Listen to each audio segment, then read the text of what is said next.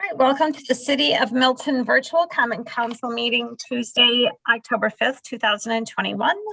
I'll call this meeting to order at 6 p.m. And can I get confirmation of appropriate meeting notice? Meeting notice was posted at Hometown Ace Hardware, Piggly Wiggly, and Milton City Hall. Is there a motion to approve the agenda? So moved. Second. There's a motion and a second. All those in favor? Aye. Aye. Anyone opposed? That motion carries and we have an agenda. Pledge of Allegiance. You can see the flag over Inga's shoulder. Ready? I pledge allegiance to the flag of the United States of America and to the republic for which it stands, one nation, under God, indivisible, with liberty and justice for all. All right. Public comments regarding items which can be affected by council action. Is there anybody on the Zoom meeting that would like to make a comment on an agenda item now or later? Inga? I have no one in the waiting room right now. Lori Jacobson, they're here for an agenda item, but she may just want to wait and see if the council has questions. But Laura, if you'd like to speak now on your agenda item, you can do so. I will just wait to see if the council has any questions. Okay, thanks. See no further requests for public comment. We'll go on to approval of the consent agenda. I would move approval of the consent agenda. Second. There's a motion and a second. All those in favor? Aye. Aye. Is there anyone opposed? All right, that motion carries.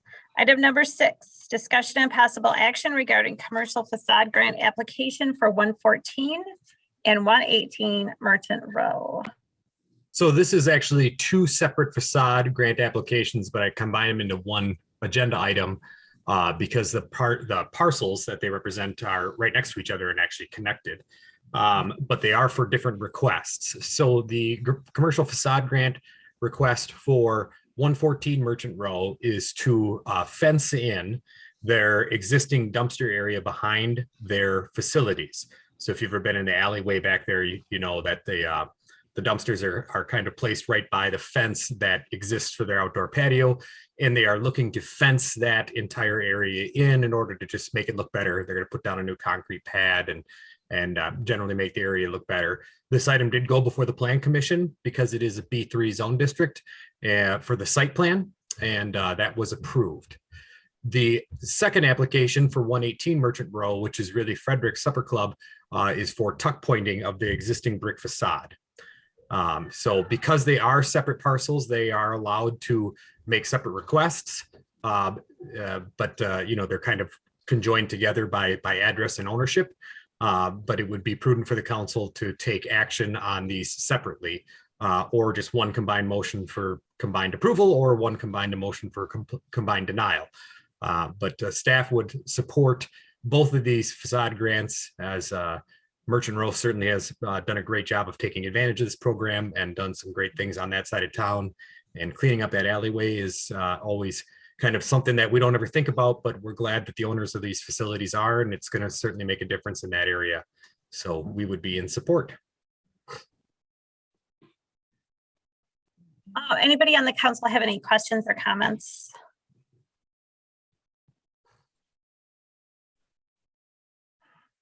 Is there a motion, Linda? I'll make a motion to approve the commercial facade grant application for 114 Merchant Row. Do you want them as two separate motions, Mark?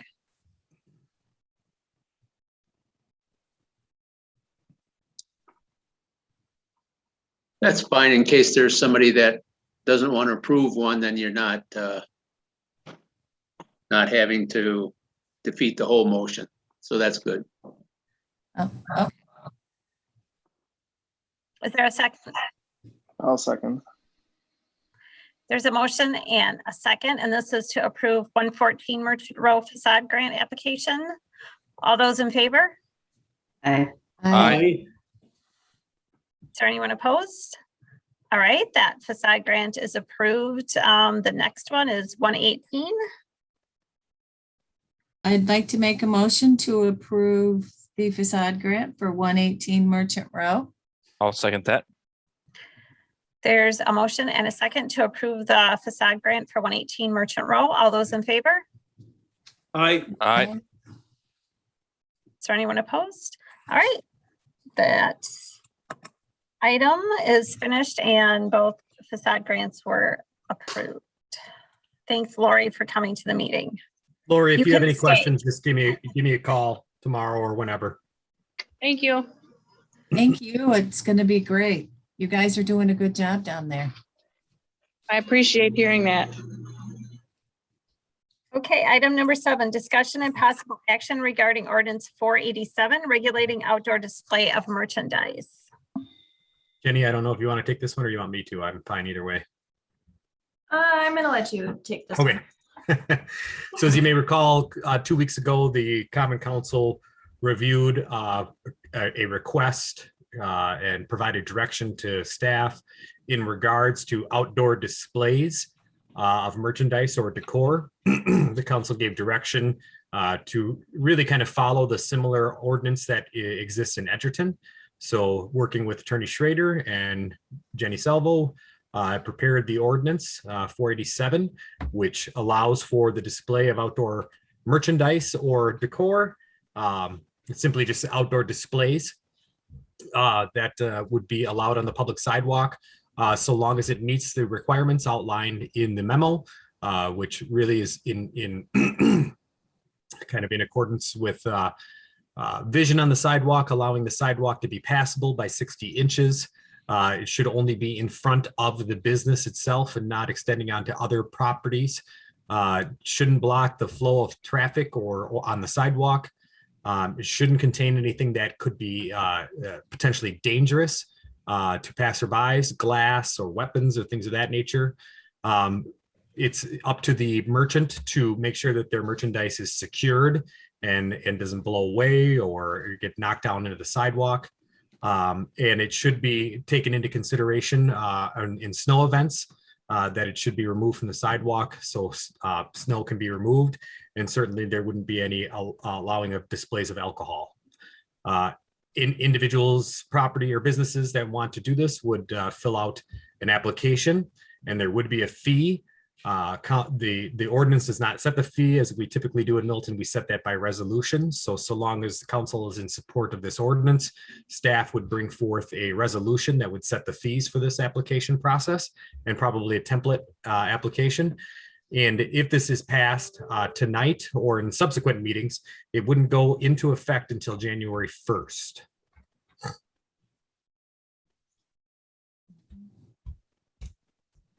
Okay, Teresa, any questions or comments? No. Devin? No. Bill? No questions. Ryan? No questions. Larry? No questions, just a comment, and I don't know if it can be even addressed. We said no glass items, and that I can clearly understand. Would that be other things like ceramics and things? I'm trying not to be exclusive, if that makes sense. I mean, glass seems obvious to me, but ceramics and things like that are probably acceptable, I would guess. It's a good question because the term glass is not defined in the ordinance or anywhere else in our ordinances. It would have to be up to interpretation. I don't know, Mark, do you have a thought on that since it isn't defined? Oh, I would, in my opinion, ceramics would not be covered by the term glass, and Okay, I don't, that's fine. the other certainly probably would not be a weapon nor inherently dangerous, so Okay. I think that would be fine. Ceramics would be fine under the ordinance. Can we just say anything that's not allowed on a plane? I'm just kidding. Maybe. And I wasn't trying No to be, shampoo. yeah, I wasn't trying to muddy the waters. I just wanted to clarify in case, that came up, so. And I would say that since Al had brought up perhaps having this be effective upon January 1st, 2022, that would, if it's going to be, if you're going to have a first reading and approve, then the second and third and adopt, it would be with amending section Roman numeral 2 to Oh, specify that. 'Cause yeah. right now it provides that the normal that it's effective upon passage and publication. So, And I guess from our perspective, the reason we were thinking January 1st would allow time for us to inform the chamber and the businesses. So that way businesses aren't immediately in violation upon publication of the ordinance. So yeah, we should change section 2 to say this ordinance shall take effect upon passage and publication by or January 1st, whatever you think the proper vernacular would be, Mark. yes, it'd just be simply this ordinance shall take effect on January 1st, 2022 upon passage and publication. There you So go. That's fine. Linda, do you have any questions or comments? I think that this is a great ordinance. But now I have a question. Is there any reason why we couldn't make this effective sooner for the sake of the merchants and Thanksgiving and Christmas? I mean, we have a lot of city, small business sales and things that still take place. Yeah, we certainly could. Again, the only reason that we thought about delaying it would be because of to give folks time. They're by ordinance right now, all of the businesses that have displays in front of their businesses are in violation of our current ordinance. We talked about it internally that based on the preparation of this ordinance and the possible passage by the council, that we simply would just not enforce those businesses, but allow time for them to understand the process and for us to create a resolution for and an application process. So it's probably 6 of one, half a dozen of the other, frankly. I think it would be difficult to address Halloween and things. I mean, it's just an awful lot to ask of staff to do that, to create the application process, to educate people, to then have to enforce it also. I think that might just be problematic. I guess the short point is knowing the intention of this ordinance, we wouldn't be going out there and telling people to remove stuff from their sidewalk. We would be educating them so then they can be in compliance on January 1st. Yeah. All right. Are you looking for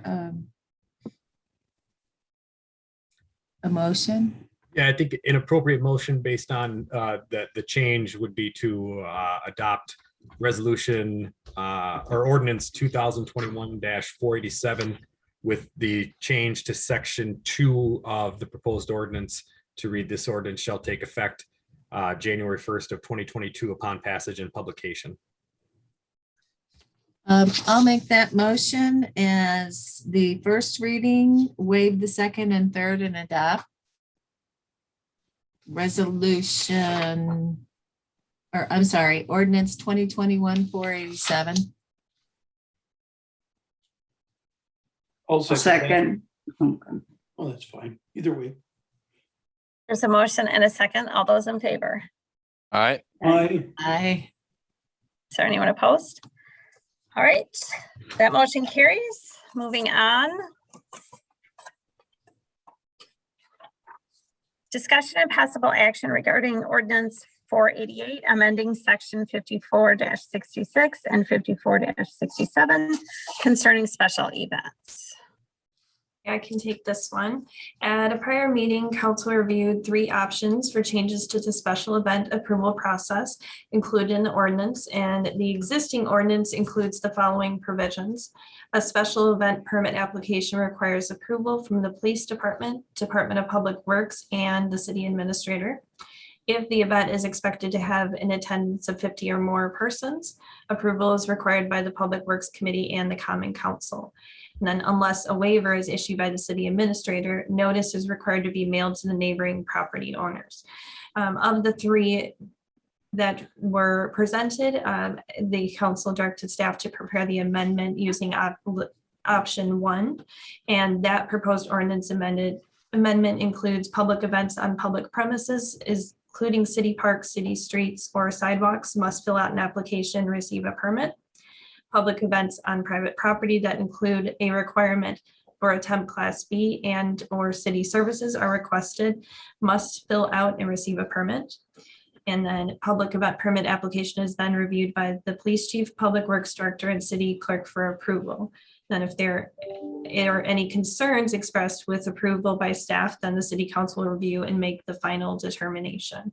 One other point is the city service fees may be waived by staff for events hosted by nonprofits. For profit events will be issued some information regarding what the fees will be, and they can request for council to determine that those fees may be waived.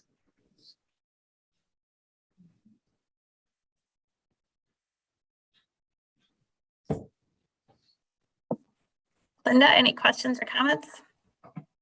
No, thank you. Larry, No, thanks. Teresa, No. Devin, No. Brian, No. Victor, Bill, No questions.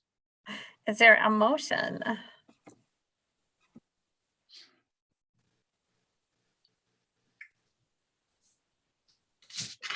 All waiting for Linda. Yes. Okay.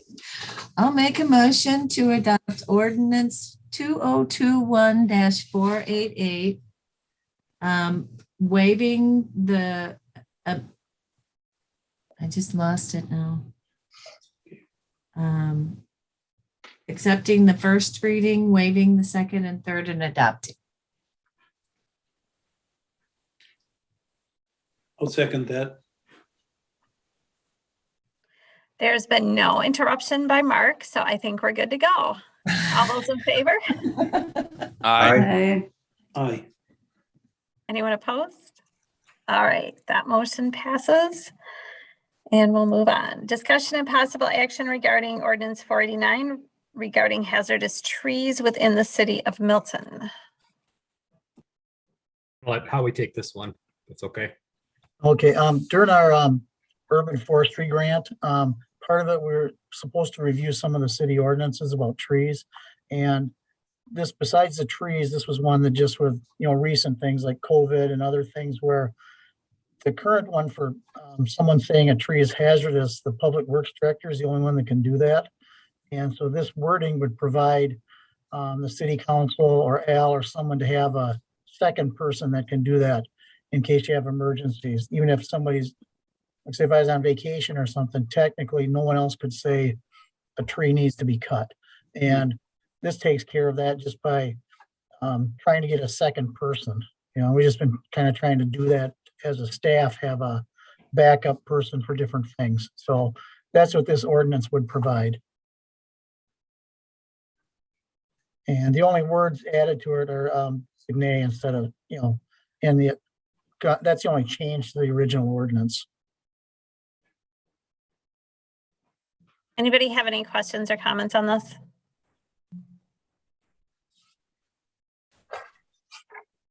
Is there a motion?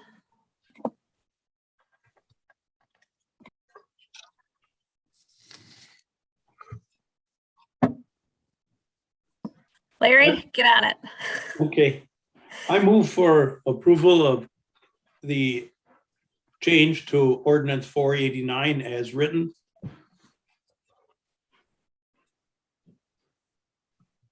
Is that accurate or? You want to waive the second, third, and Oh, adopt? I'm sorry. Thanks, Al. And we'll accept the first reading, waive the second and third, and adopt. Thank you. Second. Okay, Mark is back on mute, so we're good to go. All those in favor? Aye. Aye. Anyone opposed? All right, that motion carries. Discussion and possible action regarding a request for proposals related to potential fire and EMS operational referendum. So as we've been in discussions now for, gosh, almost the last 2 years, we've known that a referendum is going to be required, irrespective of what direction the fire commission goes in terms of fire and EMS provisions within the city of Milton.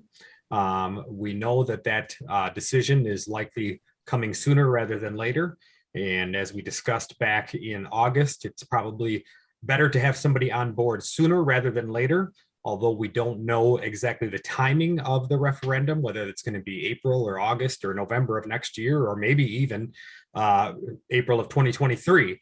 Having somebody on board to assist us with that process and to make that determination is going to be critical towards helping the community understand the need for this referendum.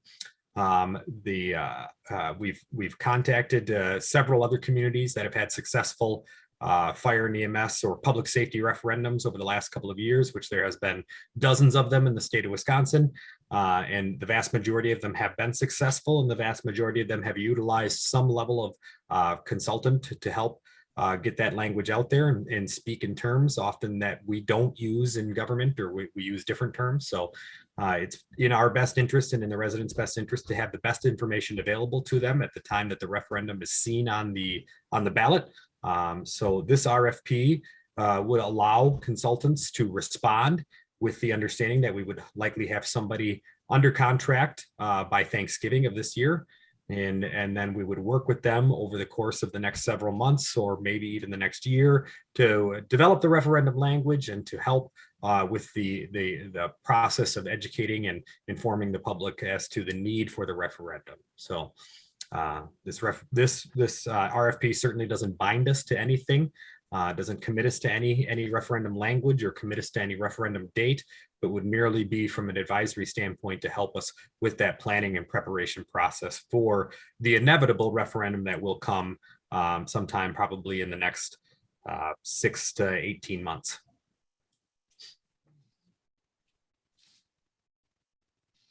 Well, any questions or comments? No questions. Devin? Ryan? No questions. Teresa? No questions. Larry? No questions. Linda? No questions. Looks good. Well, I was right. I knew you guys would be supportive of moving the process along. Is there a motion then?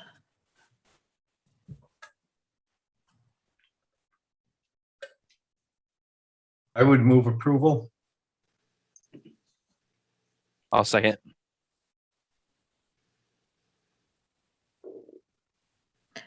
Mark, is there something you want to say? Well, just so the record's clear, I assume that the motion for approval is approval to publish the request for proposal. Okay. Related to potential fire and EMS operational referendum.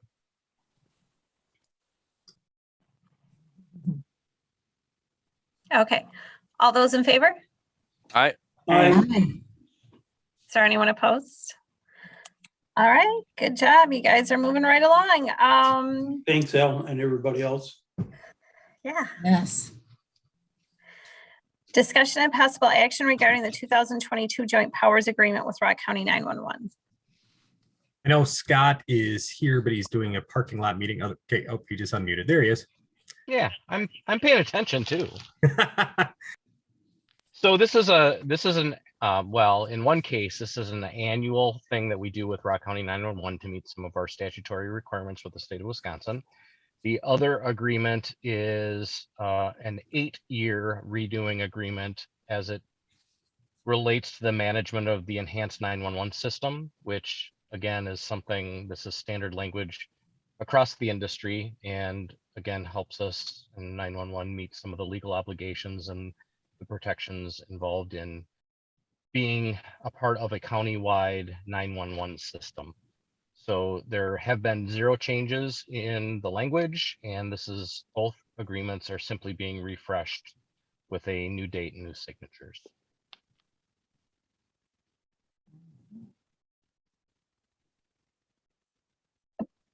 Any questions from anybody on this one? Larry? No, I don't. Thank you. Okay, is there a motion? I would move approval of both the countywide dispatch enhanced 911 agreement and the joint powers agreement. I'll second that. Okay, there's a motion and a second. All those in favor? Aye. Aye. Aye. Is there anyone opposed? All right, that motion passes too.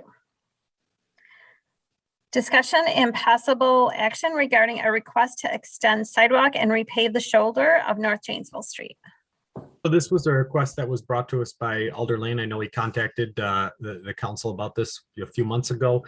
We've worked with city engineer Langer to put together a bid for, or not a bid, I'm sorry, an estimate for this work to be done to re-shoulder North Janesville Street from where the curb and gutter ends around Hudson Street and then extending out to Bowers Lake, as well as extending the sidewalk a very small chunk, about 100 feet on the east side of the street in order to connect with that shoulder, that widened shoulder that exists there. The street is still kind of represents a rural cross section ever since it's been a state highway, and the majority of this was in the township and now kind of has been in the city now for 30 plus years. But that was when the road was constructed. It was certainly a rural area. So if we wanted to do this year, we would have to find a funding source, or we could put it in the 2022 capital plan. We would just require us to move some things in the CIP that were planned for 2022 to a future year. So we're looking for direction and discussion, and I know that Larry certainly has some thoughts or comments that he would like to make about the request as well. So not to put you on the spot, Larry. But. Okay, thanks. Larry, Well, did you want to go ahead then? Sure, thank you. My reason for bringing it forth is really safety oriented. That intersection, especially by Hudson Street, is people have to go out into the street. Anybody who's headed north on the east side of Janesville Street must be in the street in order to get through that 100 some feet, or that Al talked about. And that's where my concern comes in with traffic. Bicyclists, people in wheelchairs, people walking dogs, etc. And so that's why I bring that one up. I did send something to council and to Al saying that maybe we could look at a less expensive alternative than sidewalk. Maybe we could do asphalt, come right from the sidewalk into the apron with an asphalt walk. I don't know, I'm not an engineer, so we could look at that. The other piece is the stretch, I guess what we would call the medians, right, Al? I guess the wide medians along Janesville Street, coming and going, both into town and out of town on each side, are used a lot. And actually probably someday we'll hopefully call them, designate them as part of a trail system or a bike trail or whatever at the least. But right now they're in need of some repair. There's some dangerous spots. The biggest catches are these potholes that are in different places and the manhole covers that stick up. There's 2 spots where there's manhole covers that stick up quite high. And I've seen a couple of youngsters tip over on their bikes, or one boy was rollerblading, hit one of those and tipped over. And personally, between all of us, I wrecked one of my wheelchair motors on one of those. So I knew it was there, I just didn't pay attention. I went over it without thinking. So, but I think that could be done also as a separate phase. And I know costs, it's significant amount of money. And if we maybe spread it out over 2 years or something like that, and maybe think about just repairing the aprons rather than repaving the entire thing. Just patch up the spots that are really bad and fix the manhole covers. So that's just my thoughts. Both of them are kind of safety issues and also enhancement to our community. We, of course, want to make our community welcome to bicyclists coming in off the 26 trail and things like that. So anyway, thank you.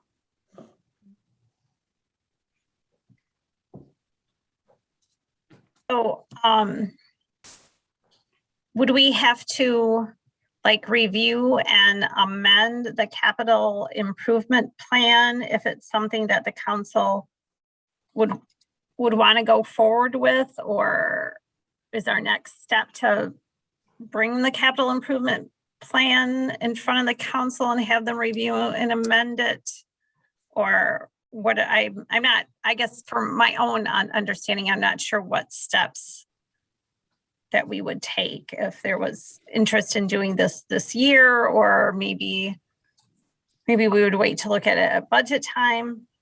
Yeah, if we wanted to make repairs this year, as Larry has kind of indicated, that's something that we may still be able to do yet this year with the existing budget. I don't want to speak for Mark Langer, but we did talk about this morning, and it might be able to still be accomplished this year. If we were looking to let's just say execute the I'm blanking on the word again, estimate that Mark Langer put together, yeah, we would have to reshuffle quite a bit in the capital improvement plan. You know, for example, what's scheduled for the capital improvement plan next year in terms of kind of roadway improvements is to repave Chapel and Woodcrest, and those have a combined dollar value of about $300,000. We're not even sure if we'll be able to do that. So we would look at potentially another road segment that's a little less expensive, but if for 2022. However, if we were to do this as presented by Mark, it would basically be our entire street improvement program for 2022. Which means we wouldn't be able to, we might be able to do minor repairs, but we wouldn't be able to redo a road like we have kind of outlined in it. So what we could do, since we plan on kind of presenting the budget at our next meeting anyways, is have this included in the capital list and kind of and have the council look at the capital list and maybe prioritize that as to what should be included in the 2022 budget. And then that will also give us time to maybe look at what repairs could be done yet this year. And if we were able to do that, would the necessity to repave even still be there? The extension of the sidewalk is something that, would need to be addressed. That's probably only about $10,000 worth of the estimate. So that could be put into the, if we're able to repair the shoulder this year and that's satisfactory, and then do the sidewalk, that's probably something that could work. So I don't know if I answered your question, but. Yeah. So, Linda, any questions or comments? I agree with Larry. I think that this is a big public safety concern area for me too. I've always felt like we needed to have sidewalk access for those people, just because of my own experience with sidewalks. And I just feel like it's something that we definitely should be taking a look at. But I guess my question is this something that we can use the ARPA funds for? Even though it's transportation? Well, you can't use ARPA funds for any transportation related activity. We might be able to. Recreation? We'd have to look into it. We certainly can't use it for road projects, though. They've made that very, very clear. Whether this would be considered a road project or not, we'd have to do some research. My guess is they would say that it is, but I think it's unlikely. Are sidewalks considered recreation?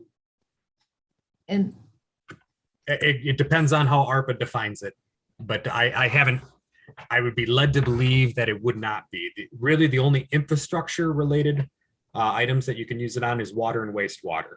There are other programs you can use it for, but I believe they would consider sidewalks to be infrastructure. And they've made that very clear that it's only for water and wastewater and stormwater. I guess you could make the argument that there is a stormwater component to it, but that would be a really big stretch. I mean, the other alternative would be to turn that entire segment of road into an urban cross section with curb and gutter and sidewalks. That would be a pretty major project. Eventually, we'll have to do that on Parkview Drive, and that's something that we're, not looking forward to.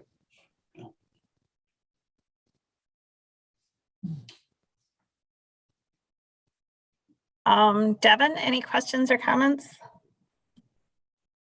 No questions. Ryan? Is it anywhere in our road improvement plan to redo the road itself at some point in the future? Not in the short term. I mean, that whole road was redone back in 2014 by the state. So, that probably wouldn't make our list for a number of years. Did they not do the skirt on the side then, or did they do that and it just has deteriorated so much since? I don't know. My guess is they didn't do the shoulder. No, they did not. Yeah, I don't because think so, Al. Yeah. my guess is that was placed on at some point in the last 30, 40 years as a temporary sidewalk. And when the state repaved that as part of their overall bypass project, they concreted it. Yeah. They looked at that as kind of not their jurisdiction. I think that was up to the township at that end, wasn't it? Yeah. That whole section would have been in the city in 2014 when the state repaved it. I mean, that section's been in the city probably since the 90s, Howie. The city did the shoulders because there was complaints by the people that lived on the street, because every time we would plow snow, the gravel would go into the ditch, and then it caused every winter there'd be a drop off in the cement. So if you had a motorcycle or something, if you went around a car, you had a good potential to tip over or to go off the road, because it would sink about 2 or 3 inches. Then you'd re-gravel it every year. So the city did the pavement, and also it was just so people have a better place to walk or ride a bike. So, but it's been, a few years ago. It's not recent that we did all of that. So. And then my other question is that, just correct me if I'm wrong here, but we have a sidewalk that runs along the west side of the street up to where that widened shoulder is, correct? The sidewalk was just past the cemetery. Yep. Yeah. So we do have access to that street. You just have to cross the highway or the road Right. to get to widened shoulder. Okay, Teresa?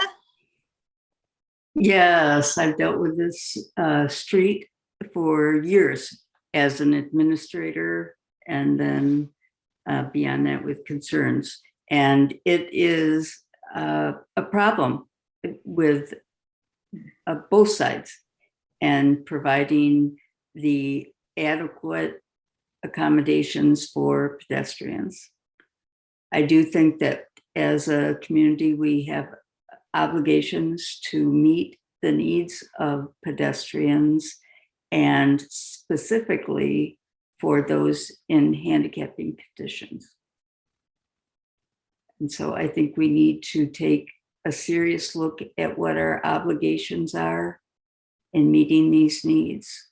And yes, they're expensive, and they may take other things over in our budget.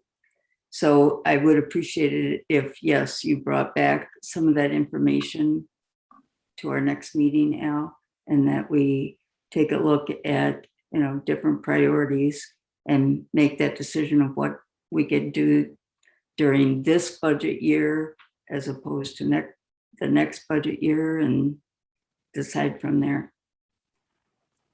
Thanks, Teresa. Bill? I'd also be in favor of looking at the potential for both short-term and longer term. Longer term really meaning 2022 at this point, not the curb and gutter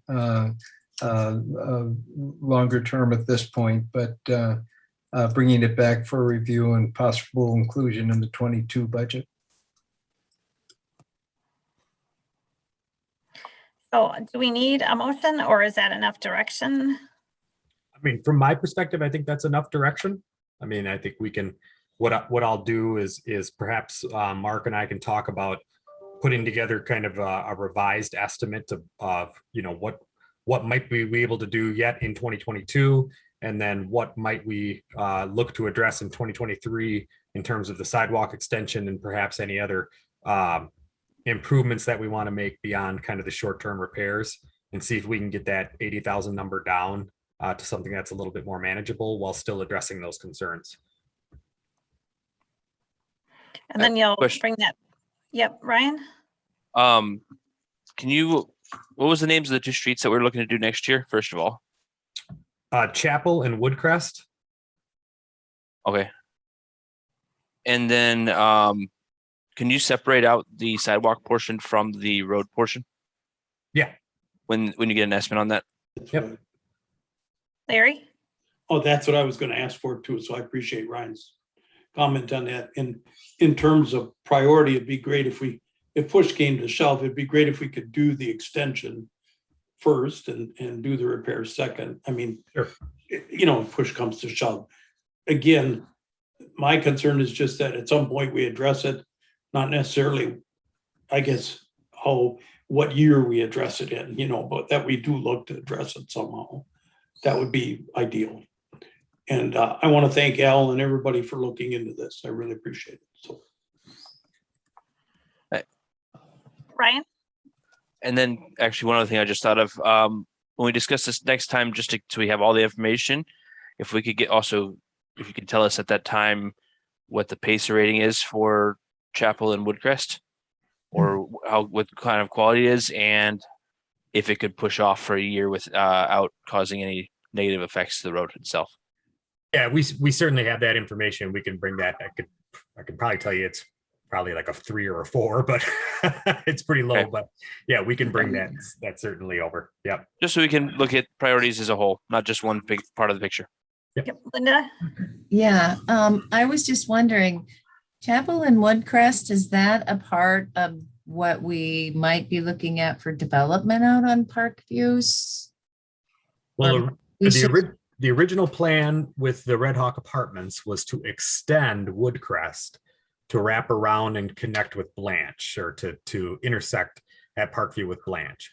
So, you know, we did kind of hold off on it a few years ago, thinking, you know, there's no reason to repave a street, knowing that development's going to occur directly adjoining it and likely tear it all up. When that project didn't end up not materializing, that got put back into the queue per se. So, you know, there's no guarantees if and when development will ever occur. Woodcrest will be extended at some point, as it currently just dead ends at the farm field. But we really don't have a good idea as to when that is going to happen at this time. Yeah, okay. And Chapel's is already a cul-de-sac street, so that'll never be extended. Right, yeah. Well, and I think it's a good idea to get the PACER ratings on those. We do have to keep up with that too. But thank you for bringing this up, because it's been a concern of mine too.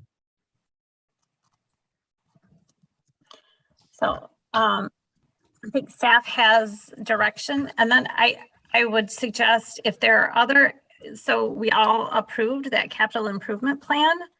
And if there are things, please review it, because if there are things on it, or you have concerns for budget years going forward, bring those now, right? So we're not in the same position of, we didn't think of it and we already have approved a capital improvement plan that staff spent multiple hours creating, right? Months. So months, yeah, months creating that we passed. So I just want to be mindful of that. So to please be thinking about that for future budget talks. Okay. Review of August Does financial include, state. Mark, yeah. capital improvement plan does include some of the information you asked for too. It would have been 2019 Phaser ratings, but they're in the appendix for all the city streets. So there's a lot of information that we can pull from that too for next meeting. So Thanks, Mark. Review of August financial statements. So these are the August financial statements. The last time we approved these was back in July. So Jenny has prepared these financial statements in the same way that Dan used to do it. And then we'll have September's likely on the next agenda. So nothing really jumped out on any of these reports that Jenny or I saw. Pretty straightforward. We're in good shape in all of our funds, and in terms of budget expenditures, we're right on track in most categories. And certainly 2021 has been kind of an odd year as well as it has been last year, and but nothing really jumped out at me or Jenny, that at least not that she shared with me. No, I did not see anything that stood out I compared it to July's and then also from March to April also. And there wasn't anything that I saw that was significantly different or caused any red flags.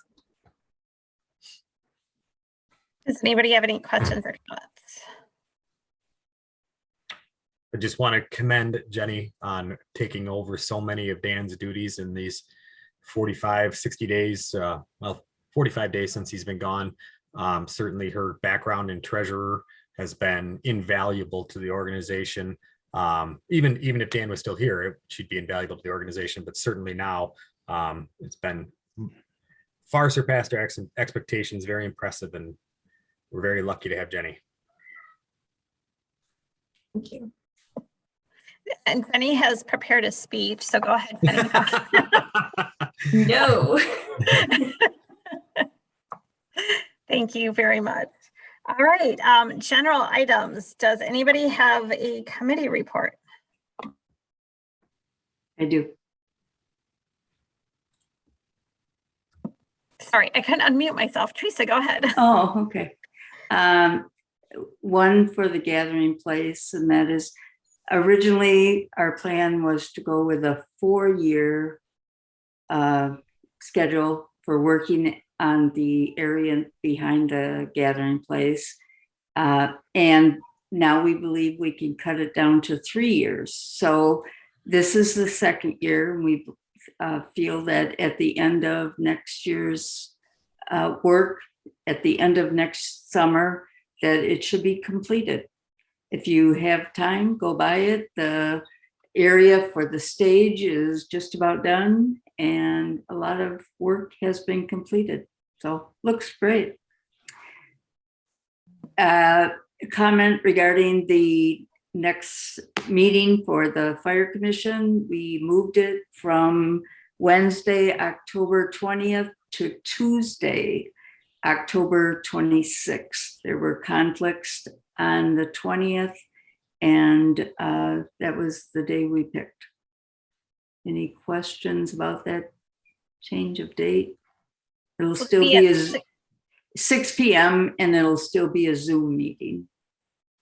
Gotcha. Okay. Thank you, Teresa. Yeah. Anybody else for committee reports? Just quick, I am working with a couple people from Historic Preservation Commission and Parks and Recreation Commission on putting together an interpretive sign plan. It's something that the Historic Preservation Commission has been talking about doing for a number of years, creating signs that help to interpret different historical areas in our community. And I pulled in Parks and Rec because they also talked about trying to put together some signage for our prairies and other locations of interest for parks. So we're working together on that, just I think like 2 from each committee. But if anyone else from the council's interested in being involved, or anyone else from the community, just have them contact me, and we'd love to have a couple extra heads in the room on it.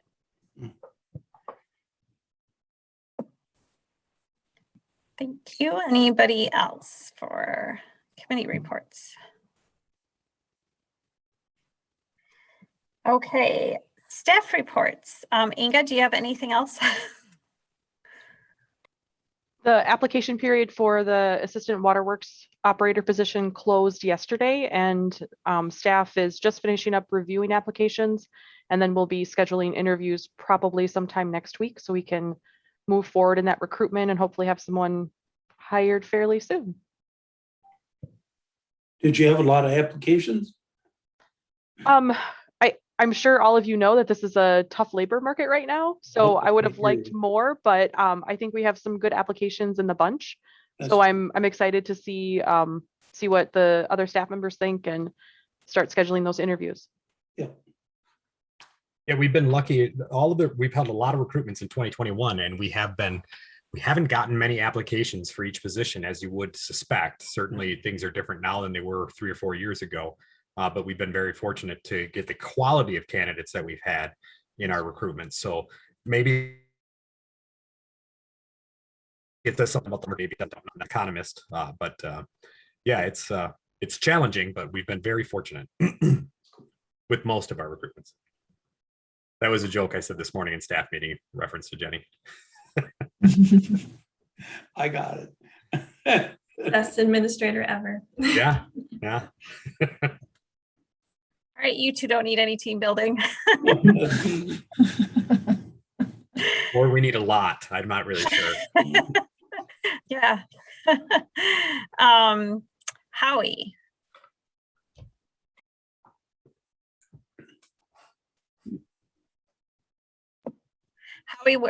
You're Howie, muted, Howie. are you muted? Are you Yeah. talking? I can't Would hear you. help. He was talking to Mark. Nope, Mark's not there. All right.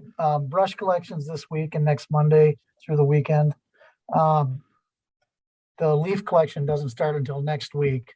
So even some people are raking them out in the street, but if you can wait, that's better because we're not going to pick them up until next week. Splash Park's closed. They're still working on the lead services around town. That's what all the digging is going on in the terraces. And we're hoping to get all those patches done within the next couple of weeks. There is this Saturday at the high school, there's a band competition. So there's going to be a lot of traffic around there, like 5:30 till whenever it gets done around Hilltop and High Street. There's probably going to be 500 or 600 people around there. So otherwise, that's most of the stuff. I mean, the paving projects are done, and then Mark could probably tell you anything about CQC or anything that's going on.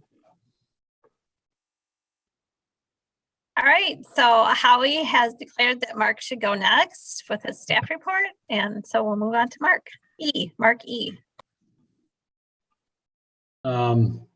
Yeah, so like how we said, the pavement work is done in town. Lead service line programs getting close to being completed. We've had approximately 50 to 55 replacements on the private side, and then several utility-owned replacements as well. Clausen's progressing with the work they have going on out there. They're working on some of the testing of the mains now. Yeah, start working on projects for next year, and Phaser ratings, updating those are due in 2021 here. So we'll have updated Phaser ratings by the end of the year. Okay, Ashley. We did reach our library card goal last month. We had 61 cards, actually kind of at the very last minute. So staff will get color bombed on Thursday at 5 by 5 lucky patrons, and we will record it. So we'll have it available so everybody can watch. Next week, all the 6th graders are coming to the library in separate groups to get a library tour. So that's very exciting. And then this Sunday at 2, local author and former teacher Rebecca Kordatsky is having her book launch at the library at 2 o'clock. So she'll be there to do a presentation, a Q&A, and sell some of her books as well. Where is the color bombing happening? It will be outside, probably. Just outside the library? Yep, 5 o'clock. That's it. What day is that? Thursday? Yes, Thursday. Rain or shine? Yes. And hopefully it's not raining. I don't want pasty color all over me. And Are there ghosts out on the Ice Age Trail? Did I see that? Are there story ghosts or something out there? Yes. So we brought back our ghost photo shoots. So we were at the Ice Age Trail last Saturday. We will be somewhere else for this coming Saturday. And you're not telling us where. Okay. All right. Chief, could you please follow the library staff so we know where they're going to be ghosting? Yeah, I think I need to make a note of that just in case there's any jumping out of something, but okay. In Yeah, the I back don't seat really of have, your car? yeah, maybe, yeah, we'll see. The only thing I want to share is something that Howie already previewed for you with this marching band competition. There are going to be volunteers that are going to be stopping traffic for the bands that are large enough that they do have to march on the road to get from one place to another. Oh. So we'll have lots of crossing guards out there with the assistance of barricades to help keep traffic at a standstill while we have pedestrians on the roadway. So there will be a lot of people, but there will also be a lot of roadways that are stopped and slowed. So if people are uninvolved in the competition, probably their best bet to avoid the area that evening, just to keep from being frustrated with the traffic conditions. Is it again? I believe it starts at 5:30 on Saturday night. It's their marching band invitational competition. Have a number of groups coming and staging at Schilberg and then performing at the stadium. Okay, so it's all outdoor. All right. Correct. So we'll all That's exciting. hear it. And if you have not had a chance to see the Milton High School Marching Band, they are absolutely fabulous.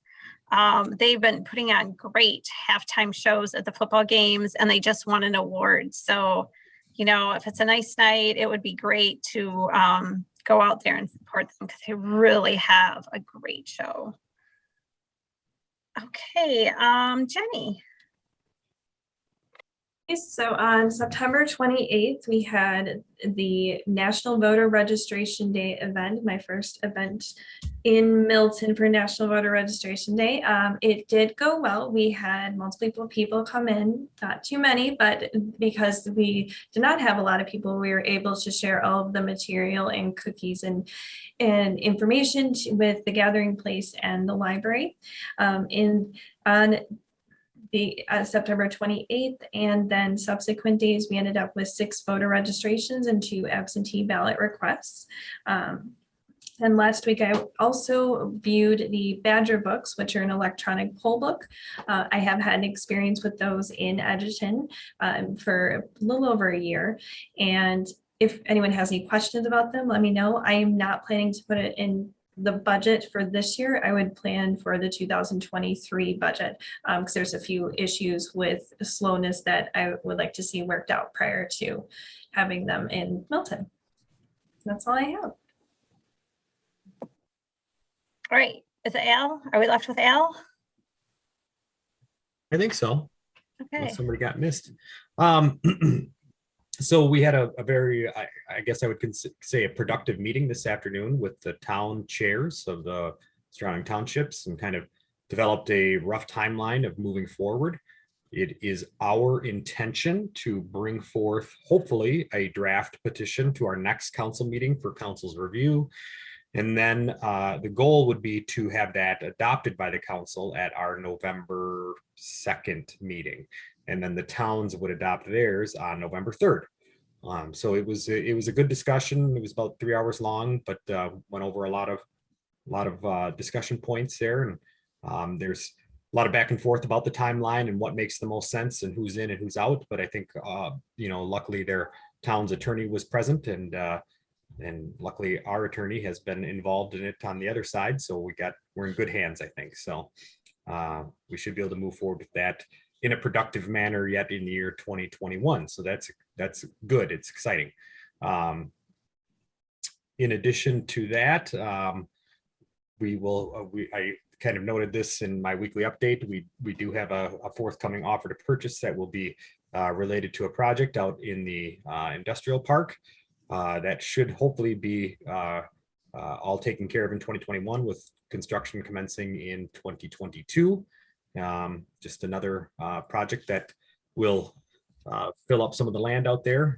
So we won't even have owned that Belardi land for even a year, which is good. Other than that, development for Journey Hills hopefully can start this year. I know they're eager to go, but they're still awaiting a few approvals from the state, and just moving along. Budget process is going very, very well. Had an opportunity to meet with all the departments. I think the budget's in really good shape. We have some final numbers that we need from the state. Right now, we have estimates for all of our aid numbers, but they will finalize those numbers in October, November. So I think we're in a really good position to bring forth a preliminary budget to the next meeting. Based on what we have seen, I don't anticipate any surprises. So it's very likely that we could have the budget adopted before Thanksgiving, which is usually our goal. But we'll work through that process as we have had every year. We'll certainly bring Kelsey up to speed when she joins us next week, Monday, but certainly am not expecting her to take a huge role in the process as she'll be learning our systems, but certainly we'll get her up to speed as to where we are at in the overall budget process, and then she'll be able to work with us through the adoption. So things are progressing. It's already October. I can't believe it. So it's good. Things are good. Okay. Ready for team building? It's going to be super easy. Super easy, not dramatic, not even all that exciting, because I'm working on a major team building project that'll take us months to do. So, and I'll even give you a heads up, and I think you'll really like it. But for tonight, just a couple of questions. Favorite fall scent or candle? Favorite fall flavor or treats? And on a scale of 1 to 10, how fall are you?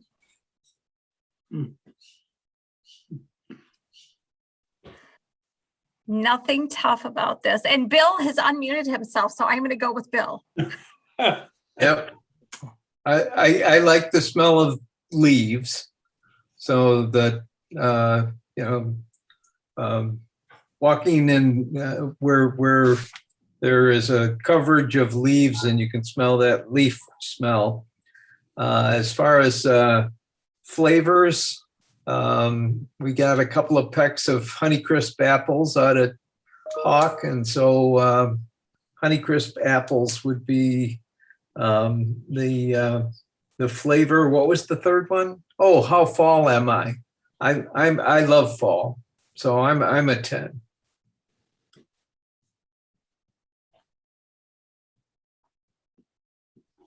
Muted. So that's awesome. You're a 10. And for a treat, you can throw in a beverage of your choice too, a fall beverage. Larry, you ready? You sure? Let's see. I want to make sure I cover them all too. Cinnamon, that'd be my flavor. And apple crisp is my food or thing I would enjoy the most. And I'm an 8. I'm up there near Bill, but I'm an 8 on the fall. All right. Ryan. I love the smell of, I guess, apples and apple products.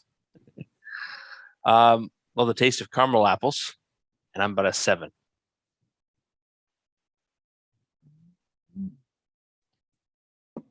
It's nice that we have some high numbers here. I don't know if everybody is a fall person, so considering we live in a state that has mostly 4 seasons. Anybody else ready to go? Teresa. I love the smell of caramel pecan, and I like pumpkin pie, whatever. And I'd give it a 10. I like it too. All right, Linda. I have to, I love burning my candles, and I go between harvest and cinnamon. But I was just recently introduced to a really tasty cold brew pumpkin drink at one of our local coffee places. Oh, I thought you were going to say a cold brew pumpkin beer. No, not beer. It's all about the coffee, and half the cup is cream, and it's so yummy. And I have to say, I'm a 10. I love fall. We could have fall all year. I don't know how heaven can be more beautiful than the fall.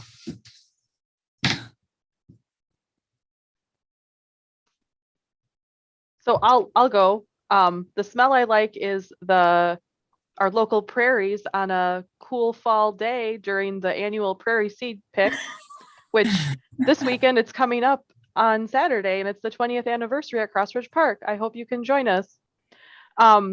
Favorite treat is going to be apple donuts, and I am a 10 on the perfect fall days and a 2 on the rainy, cold, gross ones.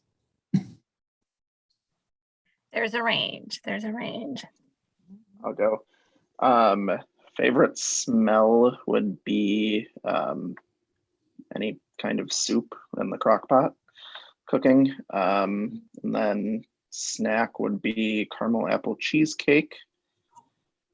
And then I would say I'm probably about an 8, just to compensate for the cold, rainy days.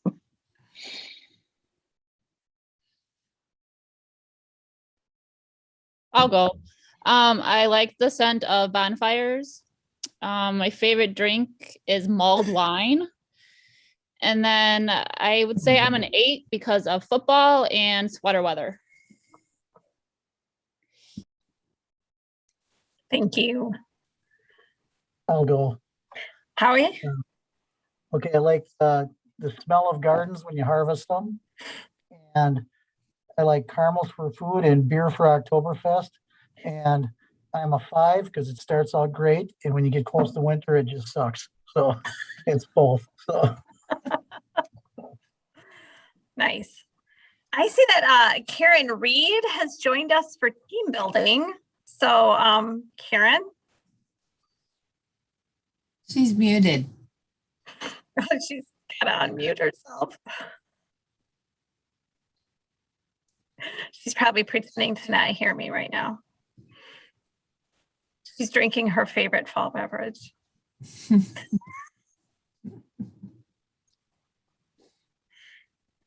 I will go. I love the smell of campfires. Flavor, I would say like apple cider, apple treats. I think I like the donuts, the fresh apple cider donuts. And I love all beverages, so and I would say that I am an 8 because I love fall, but I sad over the shortened days and the prospect of winter.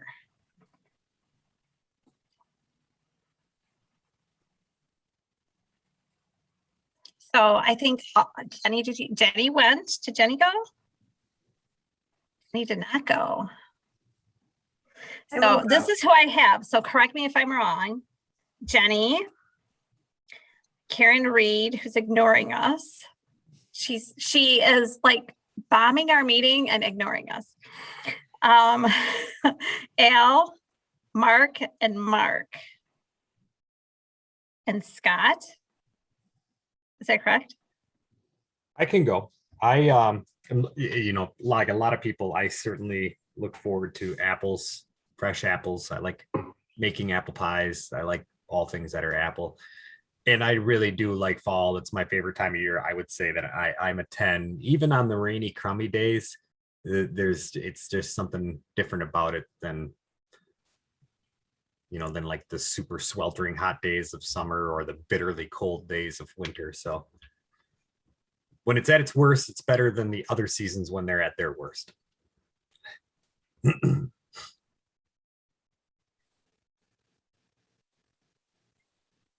Okay, I can go. So for a smell, it would be fall mums. So I love that. A treat would be pumpkin pie with a lot of whipped cream.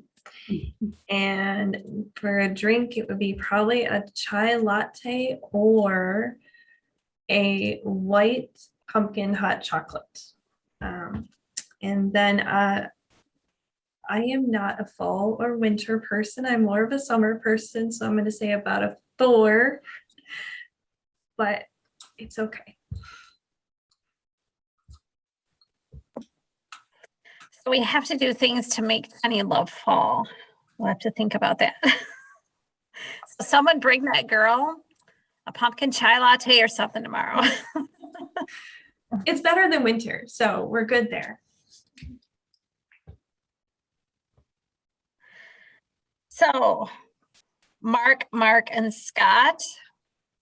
Well, If I I'll jump know in that- quick because now I'm Okay. driving. So the first is the smell. I'm kind of with others who said campfire. I love that. For the food, Edward's Orchard apple cider donuts has to be very specific. And then I am a 9 for fall, and mainly because of my wedding anniversary falling during the month, and tomorrow is 14 years. So happy anniversary. Oh, congratulations. Yay. Hey, we have a romantic chief. I am so happy. All right. The tale of 2 Marks as usual.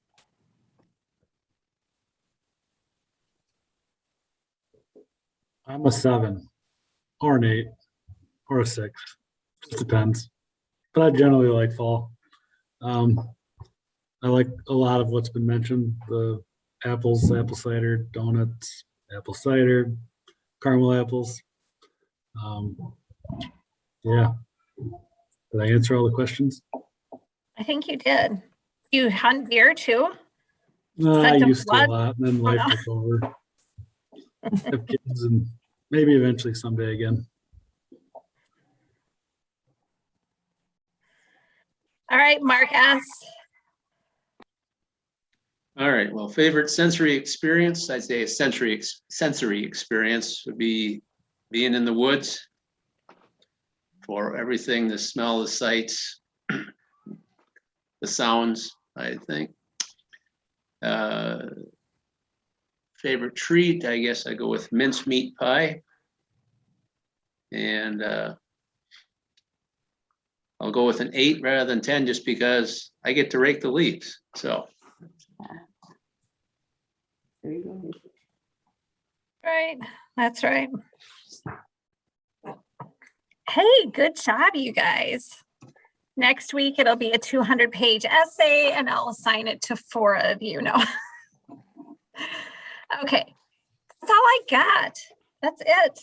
Our next meeting is October 19th, 6 p.m. Oh, I do have something. You can still sign up for the Mammoth Ice Age Trail Hike Challenge. I did not do the other one, but I did sign up to do this one.